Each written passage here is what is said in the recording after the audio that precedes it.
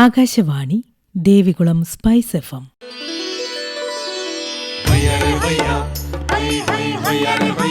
കിസാൻ വാണി.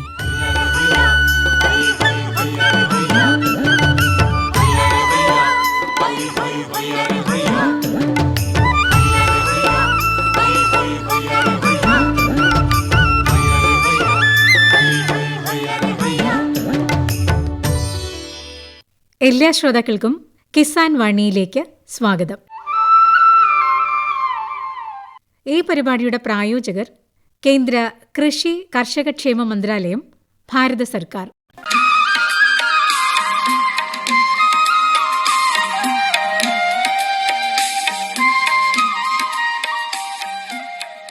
പ്രിയ ശ്രോതാക്കളെ, ഇന്നത്തെ കിസാൻ വാണിയിലേക്ക് സ്വാഗതം.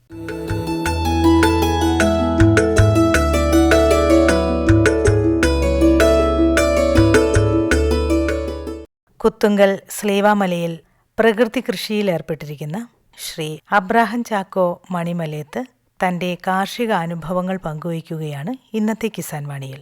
ഇടുക്കി ജില്ലയിലെ ഉടുമ്പൻചോല പഞ്ചായത്തിലെ സ്ലീവാമല പ്രദേശത്ത് പ്രകൃതി കൃഷിയിൽ സജീവമായി ശ്രദ്ധിക്കുന്ന ഒരു കർഷകനായ മുഴുവൻ സമയം ഇപ്പോൾ കാർഷിക വൃത്തിയിൽ ഏർപ്പെടുന്നു. മുമ്പ് അദ്ദേഹത്തിന് ജോലി ഒക്കെ ഉണ്ടായിരുന്നു സ്പൈസസ് ബോർഡിൽ. ഇപ്പോൾ മുഴുവൻ സമയം കാർഷിക പ്രവർത്തനങ്ങൾ, പ്രത്യേകിച്ച് പ്രകൃതി കൃഷിയിൽ സജീവമായി ശ്രദ്ധിക്കുന്ന അതിന്റെ ഒരു വക്താവായി തന്നെ മാറിയിരിക്കുന്ന ശ്രീ അബ്രാഹം ചാക്കോ ആണ് ഇന്ന് നമ്മോടൊപ്പം ഉള്ളത്. നമുക്ക് അദ്ദേഹത്തിന്റെ കാർഷിക അനുഭവങ്ങൾ നമുക്ക് ചോദിച്ചറിയാം. നമസ്കാരം സാർ. നമസ്കാരം.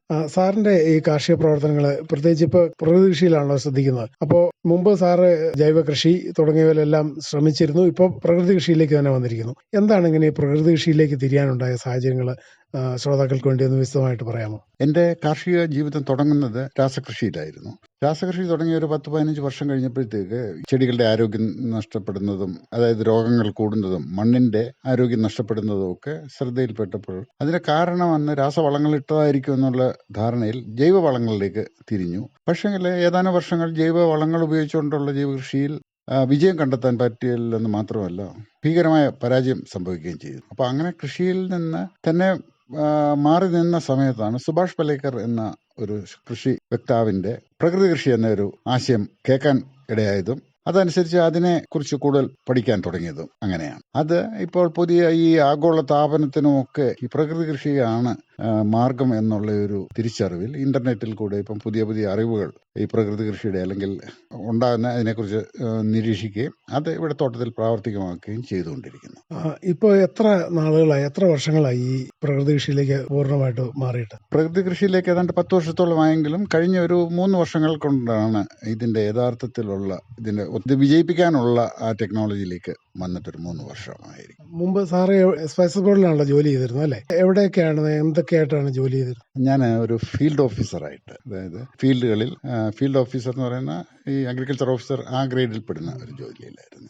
അത് അന്ന് പല സ്ഥലങ്ങളിൽ ജോലി ചെയ്തപ്പോൾ അവിടെയൊക്കെ കണ്ട ഒരു കൃഷിയിൽ നിന്നൊക്കെ മാറിയാണല്ലോ ഇപ്പോൾ ഈ പ്രകൃതി കൃഷിയിലേക്ക് വരാനുള്ള സാഹചര്യം ഉണ്ടായത്. അത് അത്തരം കാര്യങ്ങളൊന്ന് വിശദമായിട്ട് പറയാം. ഓക്കെ, ഞാൻ എൻ്റെ സ്പൈസ് ബോർഡിലെ ജോലിയുടെ ഭാഗമായിട്ട് ട്രൈബൽ ഡെവലപ്മെന്റ് എന്നുള്ളൊരു വിഭാഗത്തിന്റെ കീഴിലായിരുന്നു ഞാൻ പ്രവർത്തിച്ചുകൊണ്ടിരുന്നത്. അപ്പം അത് വെച്ച് അന്ന് ഇടുക്കി വനങ്ങളിലൊക്കെ ഉള്ള ആദിവാസി സെറ്റിൽമെന്റുകളിലൊക്കെ ഉള്ള ഏലകൃഷികളെ കുറിച്ചുള്ള സ്പൈസ് ബോർഡിന്റെ സേവനങ്ങളൊക്കെ എത്തിക്കാനായിട്ട് ഉള്ള ശ്രമമായിരുന്നു ഞങ്ങളുടെ. അന്ന് പല ആദിവാസി സെറ്റിൽമെന്റുകളിലും ഉണ്ടായിരുന്ന ഏലകൃഷി നോക്കിയപ്പോൾ അത് നല്ലതായിട്ട് കാഴ്ച കിടക്കുന്നു. അവിടെ അവരെ കൊണ്ട് ഞങ്ങൾ ആക്ച്വലി പോയത് അവരെ കൊണ്ട് രാസകൃഷിയിലേക്ക് കൊണ്ടുവരാൻ വേണ്ടിയാണ് പോയത്. പക്ഷെ അവർക്ക് അതിന്റെ ആവശ്യം അന്ന് അവർക്ക് ഇല്ലെന്ന് പറഞ്ഞു. പിന്നെ ഞാൻ എൻ്റെ സ്വന്തം കൃഷി തുടങ്ങിയപ്പോഴത്തേക്ക് രാസകൃഷിയാണ് തുടങ്ങിയത്. പക്ഷെ എൻ്റെ കൃഷിയിടങ്ങളിൽ കുറെ നാൾ കഴിഞ്ഞപ്പോഴത്തേക്ക് അഴുകലായി പലതരം പ്രശ്നങ്ങളൊക്കെ വന്നു തുടങ്ങിയപ്പോഴത്തേക്ക് ഞാൻ ഒരിക്കൽ ആദിവാസി സെറ്റിൽമെന്റിൽ പോയി. അവിടെ എങ്ങനെയാണ്, അവിടെ അന്നേരവും ഈ രാസവളങ്ങളൊന്നും ഉപയോഗിക്കുന്നില്ല, അവിടെ അന്നേരം പ്രശ്നങ്ങളൊന്നുമില്ല. അപ്പൊ ഈ നിരീക്ഷണത്തിൽ പ്രകൃതിയിൽ ഇത് വളരും, ഇത്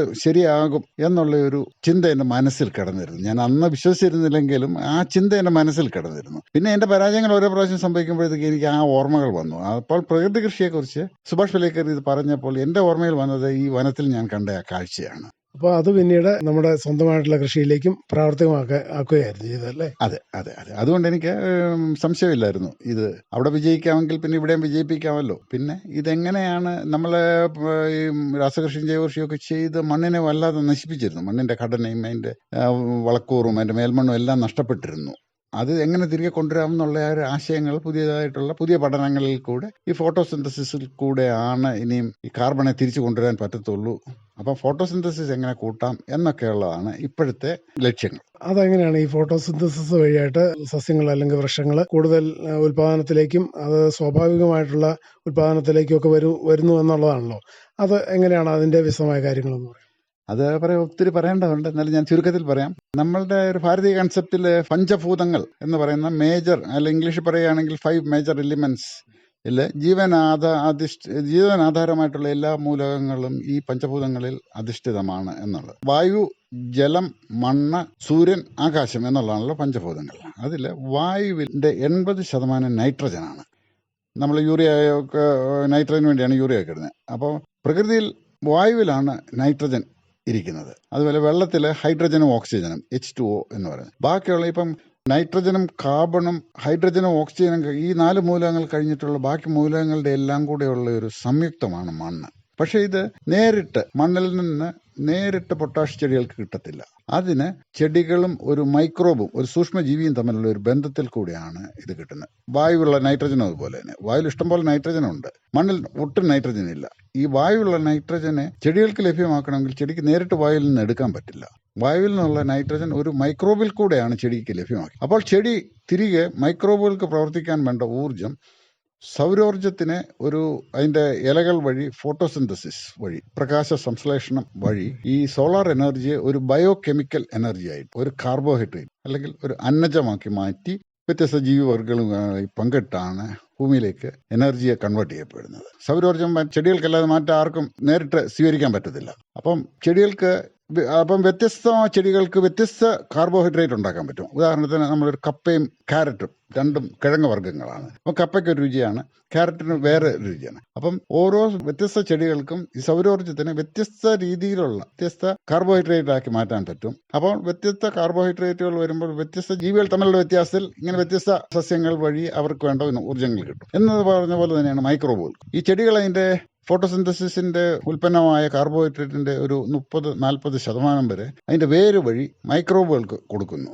അതുവഴിയാണ് മൈക്രോബുകളുമായിട്ടൊരു ആശയവിനിമയം നടക്കുന്നത്. അതായത് ഇപ്പം നൈട്രജൻ ഒരു ചെടിക്ക് ആവശ്യമുണ്ടെങ്കിൽ അപ്പോൾ ആ നൈട്രജൻ ഫിക്സിംഗ് മൈക്രോബുകൾക്കുള്ള അന്നജം അത് ഉൽപ്പാദിപ്പിച്ച് അവർക്ക് ഇത് കൊടുക്കുകയും അപ്പോൾ ആ അന്നജം സ്വീകരിക്കുന്ന മൈക്രോബ് ചെടിക്ക് വേണ്ട നൈട്രജൻ തിരികെ കൊടുക്കുകയും ചെയ്യുന്നതാണ് പ്രകൃതിയിലുള്ള. അപ്പം നമ്മൾ രാസകൃഷിയൊക്കെ വഴിയോ അല്ല രാസവളങ്ങൾ വഴിയോ ജൈവവളങ്ങൾ വഴിയോ ഈ നൈട്രജൻ അവിടെ ലഭ്യമാക്കി കൊടുത്താൽ പിന്നെ ചെടിക്ക് നൈട്രജൻ്റെ ആവശ്യമില്ല. ചെടി മൈക്രോബുമായിട്ടുള്ള സംവാദം അവിടെ നിലയ്ക്കുകയാണ്. അപ്പോൾ ഫോട്ടോസിന്തസിസ് കുറയും. അതാണ് ഇന്നത്തെ ഈ ആഗോള താപനത്തിൻ്റെയൊക്കെ അടിസ്ഥാന കാരണമായി കണ്ടെത്തുന്നത്. ഈ അറിവുകളൊക്കെ കഴിഞ്ഞ ഒരു ഏതാനും വർഷങ്ങൾ ആണ് ലോകം തിരിച്ചറിഞ്ഞുകൊണ്ടിരിക്കുന്നത്. ഇത് പണ്ടുണ്ടായിരുന്ന ഒരു സയൻസ് അല്ല, ഒരു കഴിഞ്ഞ 5 വർഷത്തിനിടയ്ക്കുണ്ടായ ഒരു പുതിയ സയൻസാണ്. അപ്പോൾ ഇപ്പോൾ പ്രധാനമായിട്ടും എന്തെല്ലാമാണ് കൃഷി ചെയ്തു വരുന്നത്? മെയിനായിട്ട് ഇവിടെ ഏലമാണ്. അതിൻ്റെ കൂടെ മരങ്ങളിലൊക്കെ കുരുമുളകുണ്ട്.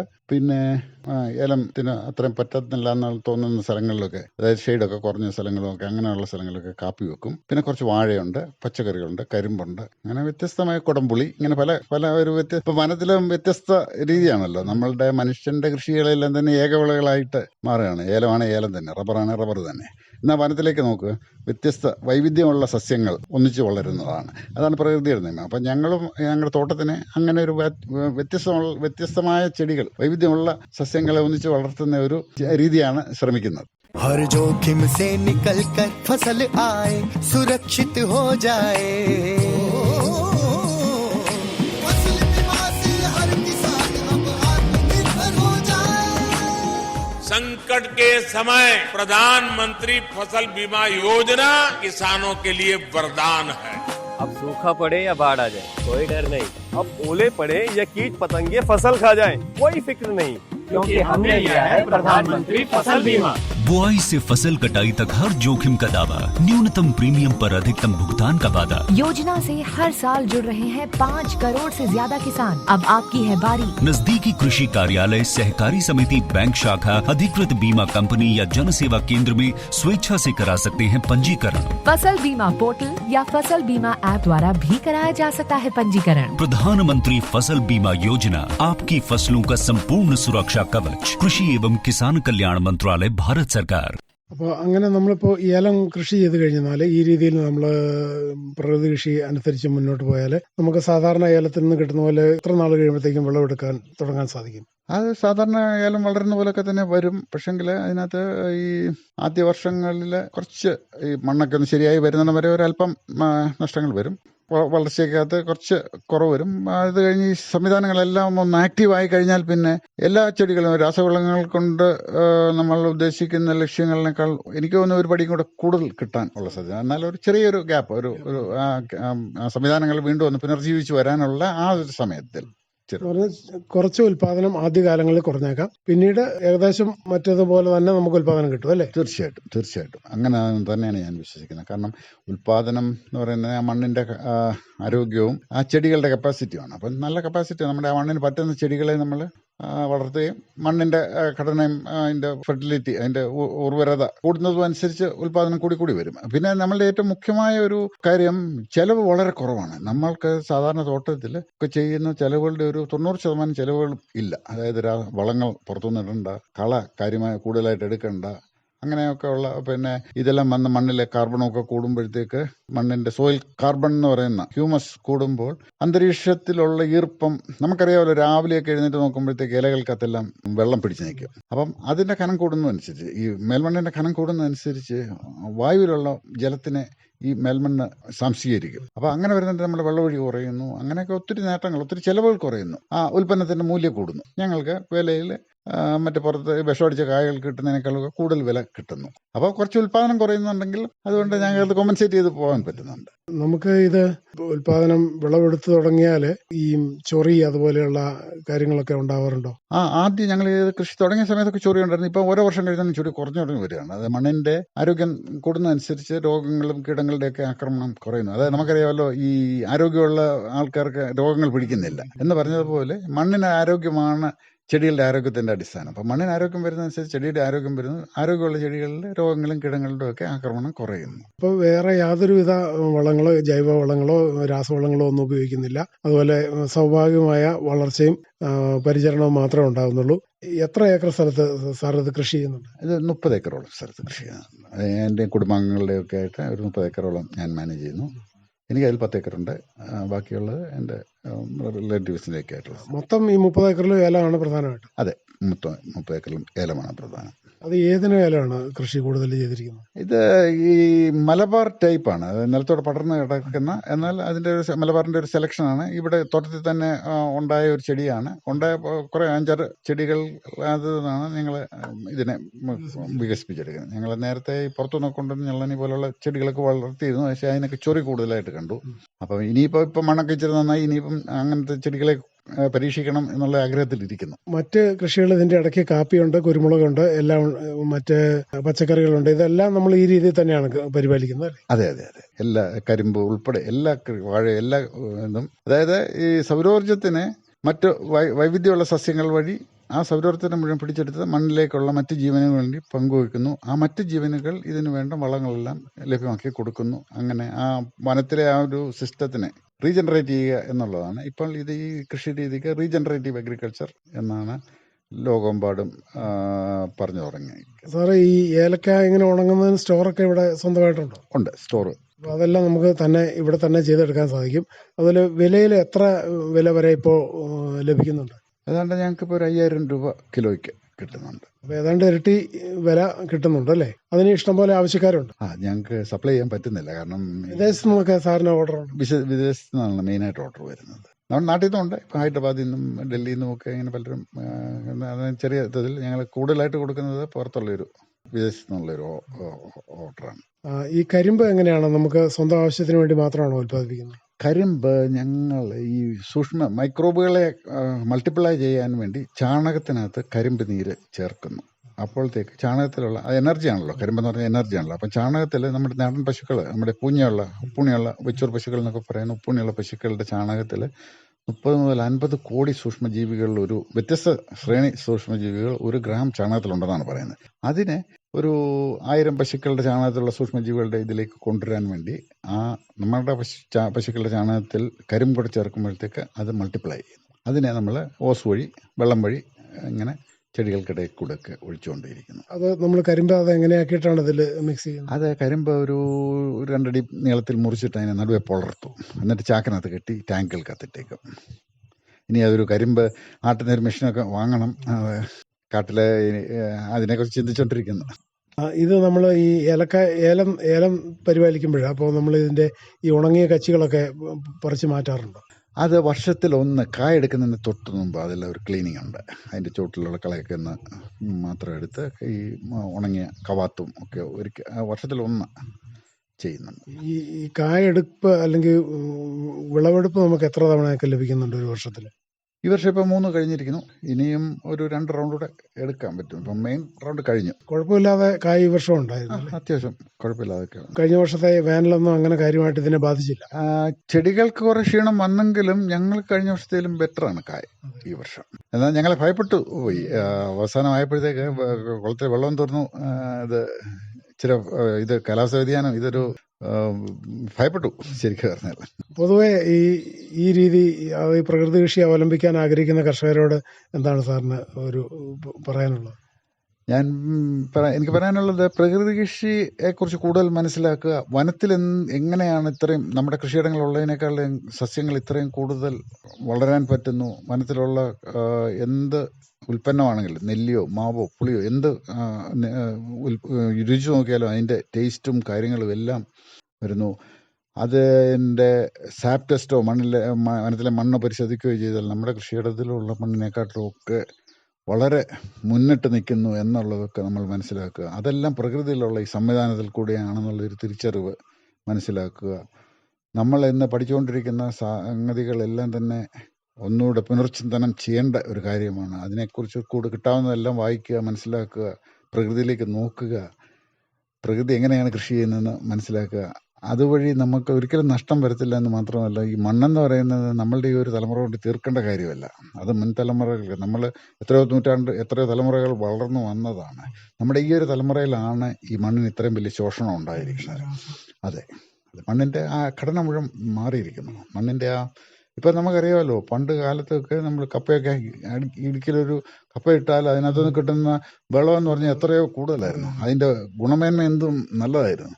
അതെല്ലാം തിരികെ പിടിക്കണമെങ്കിൽ ഈ പ്രകൃതി കൃഷിയിലേക്ക് വന്നിട്ടേ കാര്യമുള്ളൂ. പ്രത്യേകിച്ച് കേരളത്തിൽ അവനവൻ്റെ കൃഷിയിടത്ത് താമസിക്കുന്നവർ ഈ വിഷം അവരുടെ വായുവിൽ മുഴുവൻ വിഷം വരുന്നു. അവരുടെ കിണറുകളിലെല്ലാം ഈ വിഷത്തിന് അംശം വരുന്നു. അത് നമ്മൾ ചെയ്തു പോകുന്നത് വളരെ തെറ്റായ ഒരു ഇതാണ്. അതിൽ നിന്ന് നമ്മൾ തിരികെ വരേണ്ടതുണ്ട്. അല്ലാതെ നമുക്ക് നമ്മുടെ അടുത്ത തലമുറയ്ക്ക് ഇവിടെ ഭാവിയില്ല എന്നുള്ളൊരു സ്ഥിതിയിലേക്ക് വരികയാണ്. സാറ് വീട്ടിലാർക്കുണ്ട്? എനിക്ക് 3 മക്കള്, വൈഫുണ്ട്. വൈഫിൻ്റെ പേര് ചച്ചു എന്നാണ്. പുള്ളിക്കാരി ഒരു സ്കൂൾ ടീച്ചറായിരുന്നു. ഇപ്പോൾ റിട്ടയർ ചെയ്തു. ഞങ്ങൾ ഒന്നിച്ചാണ് ഇപ്പോൾ ഇവിടെ. മക്കളെല്ലാം ജോലിക്കാരൊക്കെയാണ്.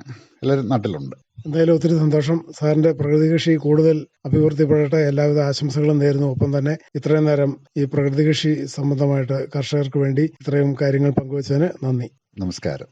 കുത്തുങ്കൽ സ്ലീവാമലയിലെ കർഷകനായ ശ്രീ അബ്രാഹാം ചാക്കോ മണിമലയത്തുമായി ഇതുവരെ സംസാരിച്ചത് ജോഷി തോമസ്.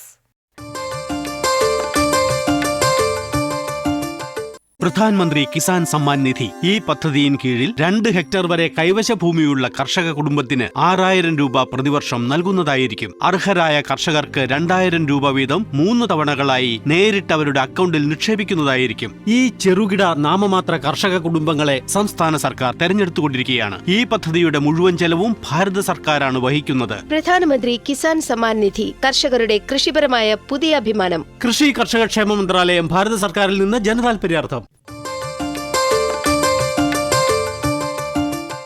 കിസാൻ വാണിയിൽ ഇനി കാർഷിക അറിവുകൾ കേൾക്കാം. മഞ്ഞളിന്റെ മഹത്വം. ഔഷധമായും ആഹാരമായും സൗന്ദര്യവർദ്ധക വസ്തുവായും മഞ്ഞൾ പുരാണകാലം മുതലേ ഉപയോഗിച്ചു വരുന്നു. വീട്ടിലെ വൈദ്യൻ എന്ന പ്രയോഗത്തിന് മഞ്ഞൾ സർവ്വഥാ യോഗ്യനാണ്. ആയുർവേദ ചികിത്സയിൽ വളരെ വിപുലമായ ഉപയോഗമാണ് മഞ്ഞളിന്. വരവർണിനി, രജനി, ഗൗരിനിഷ, ഹരിദ്രനിഷ എന്നിങ്ങനെ വിവിധ പേരുകളിലാണ് സംസ്കൃതത്തിൽ മഞ്ഞൾ അറിയപ്പെടുന്നത്. പ്രമേഹത്തിന്റെ അഗ്രൌഷധമെന്ന നിലയിലാണ് ആയുർവേദത്തിൽ മഞ്ഞളിന്റെ പ്രസിദ്ധി അധികവും. മഹേഷ്യ ധാത്രീനീശേ എന്നാണ് അഷ്ടാംഗഹൃദയം പറയുന്നത്. ചരകസംഹിതയിലാകട്ടെ രക്തസ്രാവത്തിനും അപസ്മാരത്തിനും മഞ്ഞൾ ഉത്തമമെന്ന് പറഞ്ഞിരിക്കുന്നു. സുശ്രുതാചാര്യന്റെ അഭിപ്രായത്തിൽ ത്വക്കുരോഗ ശമനത്തിനും ശരീരത്തിന്റെയും മനസ്സിന്റെയും ശുദ്ധീകരണത്തിനും മഞ്ഞളിനേക്കാൾ ഉത്തമമായി മറ്റൊന്നില്ല. ആയുർവേദത്തിലെന്ന പോലെ ഇതര വൈദ്യശാസ്ത്ര ശാഖകളിലും മഞ്ഞളിനെക്കുറിച്ച് പറയുന്നുണ്ട്. വിഷഹരമാണ് മഞ്ഞൾ. ചിലന്തികൾ, വിഷകീടങ്ങൾ എന്നിവയുടെ കടിയേറ്റാൽ മഞ്ഞൾ ഉള്ളിൽ കഴിക്കുന്നതും പുറമെ പുരട്ടുന്നതും വിഷത്തെ ശമിപ്പിക്കും. മഞ്ഞൾ പൊടിയായോ അരച്ചോ ഉപയോഗിക്കാം. ചിലന്തി കടിച്ചാൽ മഞ്ഞൾ അരച്ചോ പൊടിച്ചോ തുളസിനീരിൽ ചാലിച്ച് കടിയേറ്റ ഭാഗത്ത് പുരട്ടുക. മറ്റു വിഷകീടങ്ങളോ വിഷജന്തുക്കളോ കടിച്ചാൽ 3 മുതൽ 6 വരെ ഗ്രാം മഞ്ഞൾ 1 ഗ്ലാസ് വെള്ളത്തിൽ കലർത്തി 3 നേരം സേവിക്കാം. പാമ്പുകടിയേറ്റാൽ 2 ഔൺസ് വരെ പച്ചമഞ്ഞൾ നീര് കുടിപ്പിക്കുന്നത് പണ്ടുകാലത്ത് ചെയ്തിരുന്ന ഉടൻ ചികിത്സയാണ്. വിഷകാഠിന്യം കുറയ്ക്കാൻ ഇത് സഹായിച്ചിരുന്നു. പനി, ചുമ, ആസ്മ, കരപ്പൻ, പുഴുക്കടി, കൊടിഞ്ഞി, പ്രമേഹം, കുഷ്ഠം, കുഴിനഖം, വിരശല്യം, പീനസം തുടങ്ങിയ രോഗങ്ങളുടെ ചികിത്സയിൽ മഞ്ഞൾ ഉപയോഗിച്ചു വന്നിരുന്നു. ബ്രോങ്കിയൽ ആസ്മയുള്ളവർ 1/2 ടീസ്പൂൺ മഞ്ഞൾപ്പൊടി 1 ഔൺസ് ചൂടുപാലിൽ ചേർത്ത് ദിവസം 2-3 തവണ കഴിക്കുക. ചുമയ്ക്കും തൊണ്ടയിലെ കുറുകുറുപ്പിനും ആശ്വാസം ലഭിക്കും. പ്രമേഹമുള്ളവർ മഞ്ഞൾപ്പൊടി, നെല്ലിക്കാപ്പൊടി എന്നിവ തേനിൽ ചാലിച്ച് കഴിക്കുന്നത് നല്ലതാണ്. 1/2 ഔൺസ് പച്ചനെല്ലിക്ക നീരും അമൃതനീരും കലർത്തിയ മിശ്രിതത്തിൽ അല്പം മഞ്ഞൾപ്പൊടി ചേർത്ത് ദിവസവും കഴിക്കുന്നതും പ്രമേഹ രോഗികൾക്ക് ഗുണപ്രദമാണ്. പ്രമേഹക്കുരു ഉണങ്ങാൻ പച്ചമഞ്ഞളും എള്ളും കോവലിന്റെ ഇലയും ചേർത്ത് നന്നായി അരച്ചു പുരട്ടുക. മഞ്ഞളിട്ട് തിളപ്പിച്ച പാൽ പഞ്ചസാര ചേർത്ത് പലതവണയായി സേവിച്ചാൽ ജലദോഷം ശമിക്കും. സാധാരണ പനി മാറാൻ മഞ്ഞൾപ്പൊടി തേനിൽ ചാലിച്ച് 4-5 തുള്ളി പാവൽനീര് ചേർത്ത് കൊടുത്താൽ മതി. മൂക്കടപ്പ്, ജലദോഷം എന്നിവ ശമിക്കുന്നതിന് ഉണക്കമഞ്ഞളിന്റെ ചെറിയൊരു കഷ്ണം കത്തിച്ച് കെടുത്തി പുക മൂക്കിലും വായിലും ഉൾക്കൊള്ളുന്നത് ഗുണപ്രദമാണ്. ധൂമപാനം എന്നാണ് ഇത് അറിയപ്പെടുന്നത്. മഞ്ഞൾപ്പൊടിയും ഏലക്കാത്തരിയും പൊടിയാക്കി തുണിക്കഷ്ണത്തിൽ വിതറി ചുരുട്ടിയെടുത്ത് നെയ്യിൽ മുക്കി കത്തിച്ച് കെടുത്തി പുക മൂക്കിലൂടെ വലിച്ചാൽ കൊടിഞ്ഞിക്ക് ആശ്വാസം ലഭിക്കും. ഉണക്കമഞ്ഞൾ കർപ്പൂരാതി തൈലത്തിൽ മുക്കിയെടുത്തും ധൂമപാനം ചെയ്യാവുന്നതാണ്. സൈനസൈറ്റിസ് എന്നറിയപ്പെടുന്ന പീനസം ശല്യം ചെയ്യുന്നവർക്ക് മഞ്ഞൾ ഉപയോഗിച്ചുള്ള ഔഷധ പ്രയോഗമുണ്ട്. ചുക്കും മഞ്ഞളും സമാസമം ചേർത്ത് കഷായം വെച്ച് തേനും തിപ്പലിപ്പൊടിയും മേമ്പൊടി ചേർത്ത് സേവിക്കുക. പച്ചമഞ്ഞളും മുത്തങ്ങാക്കിഴങ്ങും വെള്ളം ചേർക്കാതെ അരച്ചു പുരട്ടിയാൽ കുട്ടികളുടെ കരപ്പന് ശമനം ലഭിക്കും. വേപ്പില, തുളസിയില ഇവയിലൊന്ന് മഞ്ഞളിനൊപ്പം അരച്ച് ചേർത്ത് പുരട്ടിയാൽ പുഴുക്കടി, എക്സിമ എന്നിവ ശമിക്കും. പച്ചമഞ്ഞൾ വേപ്പെണ്ണയിൽ ചേർത്ത് അരച്ചു പുരട്ടുന്നതും ഉപ്പും പച്ചമഞ്ഞളുമിട്ട് വെന്ത വെള്ളം ധാര കോരുന്നതും കുഴിനഖത്തിനുള്ള ചികിത്സയാണ്. മഞ്ഞളും മരോട്ടിക്കുരുവും ഗോമൂത്രത്തിൽ അരച്ചു പുരട്ടുന്നത് കുഷ്ഠത്തിനുള്ള ചികിത്സയായിരുന്നു. യുവതീ യുവാക്കളെ വല്ലാതെ ശല്യപ്പെടുത്തുന്ന മുഖക്കുരുവിന് മഞ്ഞൾ ഏറെ ഫലപ്രദമാണ്. പച്ചമഞ്ഞളും വേപ്പിലയും അരച്ച് മുഖക്കുരുവിൽ പുരട്ടുക. പിന്നീട് വേപ്പിലയിട്ട് വെന്ത വെള്ളത്തിൽ മുഖം കഴുകുക. വിരശല്യത്തിന് 20 തുള്ളി മഞ്ഞൾ നീര് ഉപ്പ് ചേർത്ത് രാവിലെ വെറും വയറ്റിൽ കഴിക്കുന്നത് ഫലപ്രദമാണ്. ഒടിവ്, ചതവ്, വീക്കം എന്നിവയ്ക്ക് അല്പം മഞ്ഞളും ചെറുനാരങ്ങാ നീരും ചേർത്തരച്ച് അല്പം ഇന്ദുപ്പ് ചേർത്ത് ചൂടാക്കി പുറമെ പുരട്ടിക്കൊടുക്കുക. ഉളുക്കിനും നീർക്കെട്ടിനും ചുണ്ണാമ്പ്, ഉപ്പ് എന്നിവ ചേർത്ത് മഞ്ഞൾ കുഴമ്പാക്കി പുരട്ടുക. വ്രണം ഉണങ്ങാൻ മഞ്ഞൾപ്പൊടി വെള്ളത്തിൽ ചാലിച്ച് പൂശുന്നതും മഞ്ഞൾപ്പൊടി വിതറുന്നതും ഫലപ്രദമാണ്. മഞ്ഞൾപ്പൊടി വേപ്പെണ്ണയിൽ ചാലിച്ചു പുരട്ടുന്നതും ഗുണകരമാണ്. ആധുനിക വൈദ്യശാസ്ത്രത്തിൻ്റെ ഉപജ്ഞാതാവായ ഹിപ്പോക്രാറ്റീസ് മഞ്ഞളിൻ്റെ ഗുണങ്ങൾ മനസ്സിലാക്കിയിരുന്നു. ജരാനരകളെ തടുക്കാനും ഹൃദ്രോഗം, തിമിരം തുടങ്ങിയവയെ ചികിത്സിക്കാനും മഞ്ഞളിൽ നിന്നും വേർതിരിച്ചെടുക്കുന്ന ആൽക്കലോയിഡുകൾ വ്യാപകമായി ഉപയോഗിച്ചു വരുന്നു. മഞ്ഞളിൻ്റെ നിരോക്സീകാരക സ്വഭാവമാണ് ഇവിടെ വ്യക്തമാകുന്നത്. ആയുർവേദ ഔഷധയോഗങ്ങൾ പലതിലും മഞ്ഞൾ പ്രധാന ചേരുവയാണ്.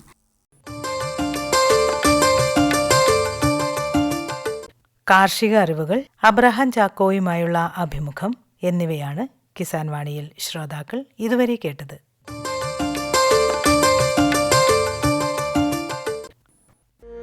सूखा हो या बेमौसम की बरखा हो, कीड़ा लगे खेत में या दुविधा हो, बहुत ही कम प्रीमियम पे पूरी हो भरपाई, फसल बीमित रहे कटाई के बाद भी भाई। हाँ, ऋणी या अऋणी अब हर किसान लाभ उठाए, एक मौसम एक दर है, सब किसान बीमा कराए। प्रधानमंत्री फसल बीमा योजना से हर किसान मुस्काए। कृषि और किसान कल्याण मंत्रालय द्वारा किसान हित में जारी।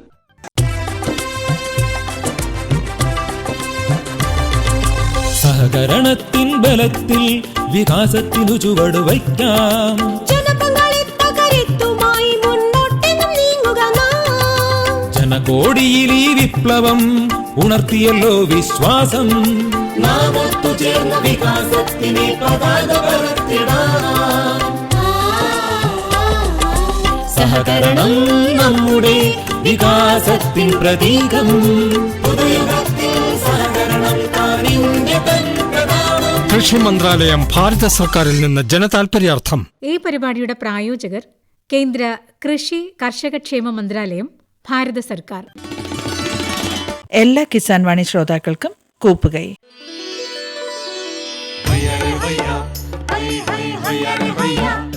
കിസാൻ വാണി സമാപിക്കുന്നു.